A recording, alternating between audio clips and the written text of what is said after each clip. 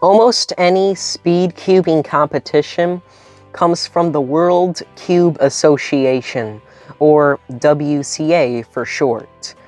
Now, WCA competitions may seem kind of hard for beginners, but today I will show you how most of them work. Now, there are schedules that revolve around specific ones. However, here's just a broad rule or sort of tutorial, if you will, on how competitions work.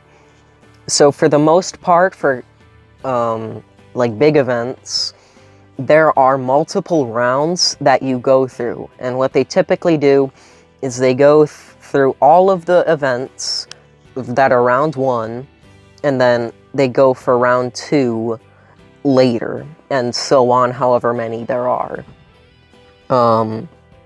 But for the actual solves, this is what I'm going to be going over, how official WCA solves work. So, as you can see here, I have a little bit of a different thing here. I have a stack mat and stack timer. Now, they might use the speed cubing timers, however, this is pretty similar, and it's close enough, and I don't want to buy another mat, especially when this is just so similar. So this is normally used for speed stacking, which is actually, I did speed stacking before speed cubing, so I'll probably make a tutorial on how to speed stack later, but for now, this is a stack mat, as it says up here, and basically for speed stacking, it makes it like more sturdy for your cups. And then there's this timer, which is actually used very like all around the world. Ignore this dot here, it's not part of it.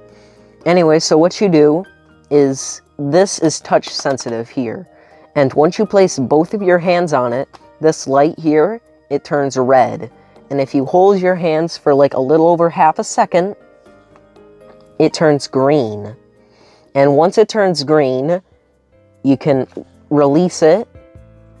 And when you're done, you know, you solve, for now, you drop your cube and put your hands back on the timer. You want both of them on it. So that is how the stack mat works. Again, make sure that it turns green, because if not, then it won't register. Because you can't just go like that. You need to hold your fingertips down, and then you can start turning, and then just hit it wherever at the end. Anyways, so there's actually a phase that goes on before you actually solve the cube, and this is called inspection. Now, beginners often don't really know what this is, and people who don't know how to solve a cube think it's kind of cheating, but it's not really. So basically, you have a delegate who has a timer and covers up your cube, and you let them know when you're ready, and you just say ready, or give them a head nod. And when you say that, they start a stopwatch on the side, and they take off the cover of the cube. And you get to look at it for up to 15 seconds. And once you're done planning out whatever moves, then that's when you start the timer. Now, you cannot go over 15 seconds. If you go over 15 seconds, you get a plus 2-second penalty added to your time. And if you go over 17 seconds, then you get what's called a DNF, or a did not finish. And if you get 2 DNFs, then your whole average is DNF. So basically, you failed. Now, this brings me into my next point, which is the averages. Now, what you do is you do 5 solves. So you do 5 solves, whatever. So you do 5 solves, and they take your 5 times, and they take out the lowest time and the highest time, and they find the mean of those 3. So they add up all the totals, divide by 3. And that's how it works, and whoever gets the lowest average time wins, basically. And single times do matter. However, average times actually matter more because it's a better representation of someone's skill. So that is basically how the events work. However, I'll just tell you a few more things.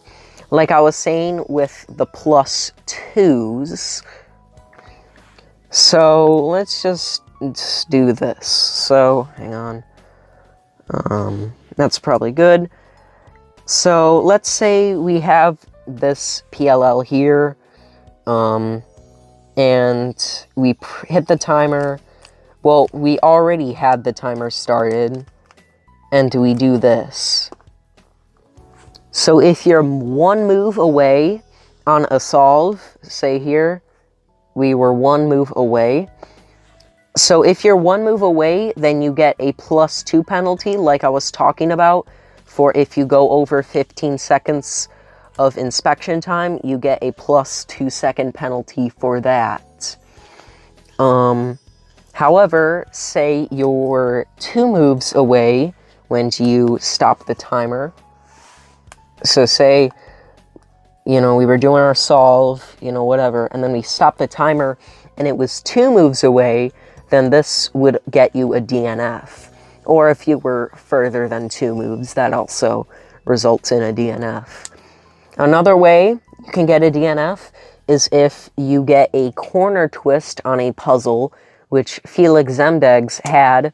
He was about to get a world record, however, there was a corner twist at the very end, and it was considered a DNF. Now, you might be wondering, how do you do a DNF? Well, if your cube is loose enough, then you might be doing an algorithm, and one of the corners just happens to twist. So, yeah, I guess just don't do that. That's really all I can think of.